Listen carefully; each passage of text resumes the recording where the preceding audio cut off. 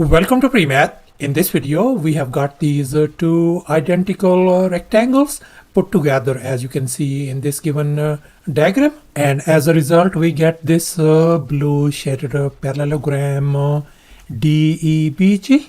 And moreover, the width of this rectangle is 8 units. And the diagonal AC of this rectangle is 8 times square root of 5 units.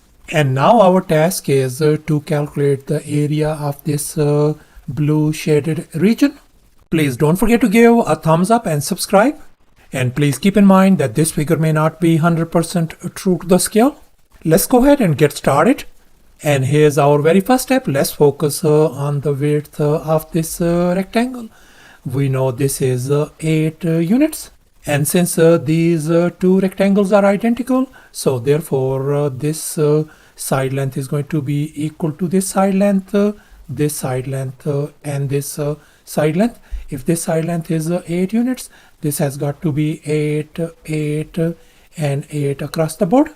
And now our next task is to calculate the length of this rectangle. And now let's focus on this right triangle ABC. And we know this angle is 90 degrees since we are dealing with these rectangles.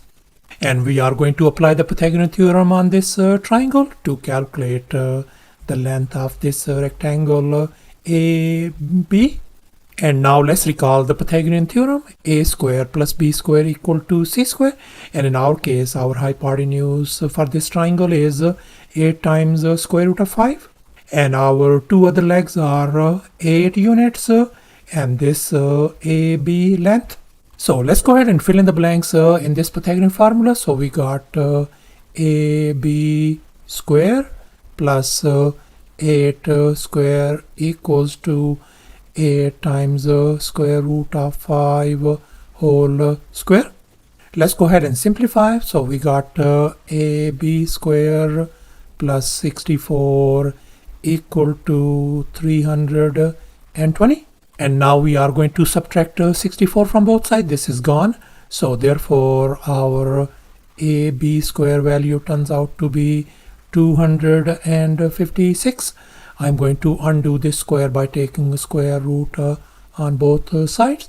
So therefore our this AB length turns out to be 16 units. And since AB length represents the length of the rectangle, so therefore this length of this rectangle turns out to be 16 units. So thus we figured out both the length and the width of these rectangles. And if this length of this rectangle is 16 units, then all these lengths are going to be 16 units across the board, and finally this 16 units as well. And here's our next step. Let's focus on these two right triangles. And now we can see that these two right triangles, triangle DAE and the other triangle EFB, are our congruent triangles according to angle side angle congruency theorem. And we know these two angles are our vertical angles. This angle is 90 degrees. This angle is 90 degrees. So therefore this third angle has got to be congruent as well. And finally we got this side length is equal to this side length. And since these two right triangles are congruent, so therefore this side length EF is going to be equal to this side length AE. If this side length, I'm going to label this one X, then this side is going to be X as well. And now let's make an observation. We can see that this whole length of the rectangle is 16.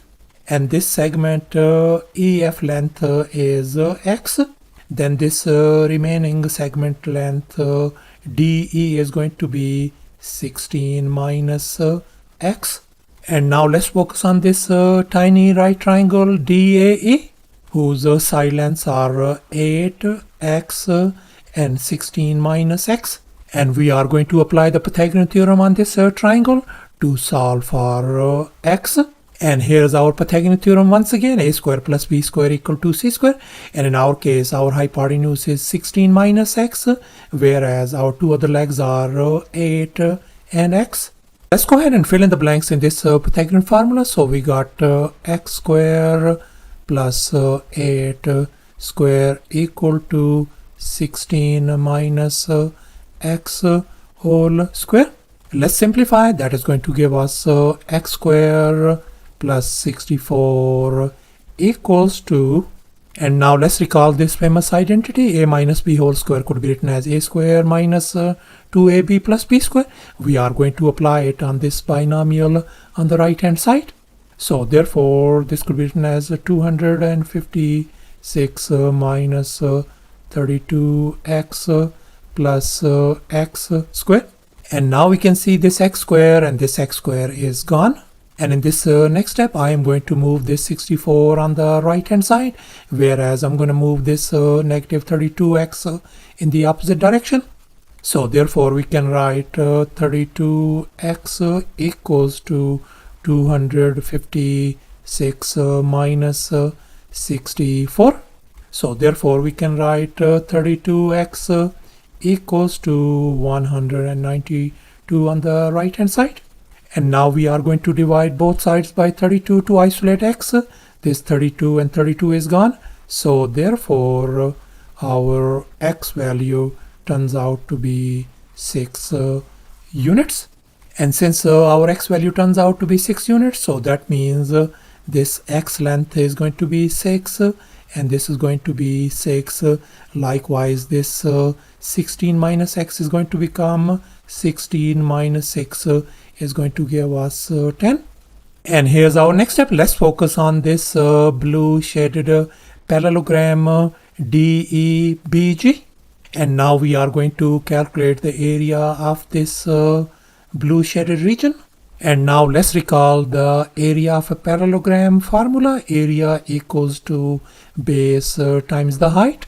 And in our case, the base of this blue parallelogram is 10 units. And the height of this blue parallelogram is 8 units.